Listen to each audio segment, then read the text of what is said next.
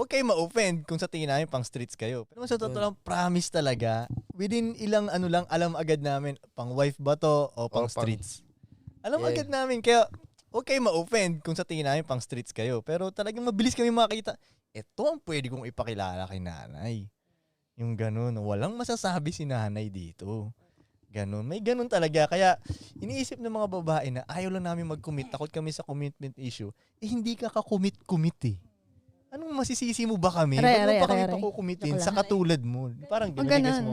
Oo, kaya huwag kayong malito doon. Hindi sa takot kami sa commitment. Wala kaming problema sa commitment actually. Ano nga mas magaling pa nga kami pag nag-commit kami. Pag nag-commit kami, ganun kami mamili. Ay namin yung palipat-lipat ng ship eh. Kaya nag-commit ako sa tropahang to, eto na ang tropahan ko hanggang kaduluduluhan.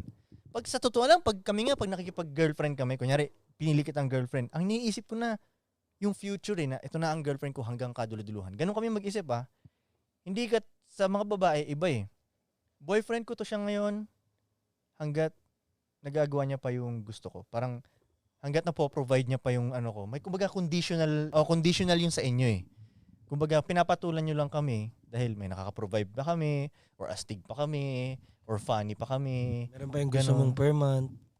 Yung per month pa na parang yan, sabi mo kanina, buhayin ka per month, 300k per month. Pag wala na yon, lilipat na kayo ng ibang ship. Kami hindi Pag girlfriend ko to, ganun na iniisip ko. Kaya nababasag yung mga lalaki pag nakipag-break kayo. Kasi ang iniisip na namin, yung long term. Long term. And the end goal ng inisip namin Tingnan mo, lagi ko naririnig to mula nung nag-milk and wine kami. Pag sinasabi nila na kaya nagpapaka-independent sila na woman para just in case mag-break sila nung lalaki, kaya pa rin nila. Isipin mo, ang iniisip na nila yung break up agad. Pag nag-break kami nito,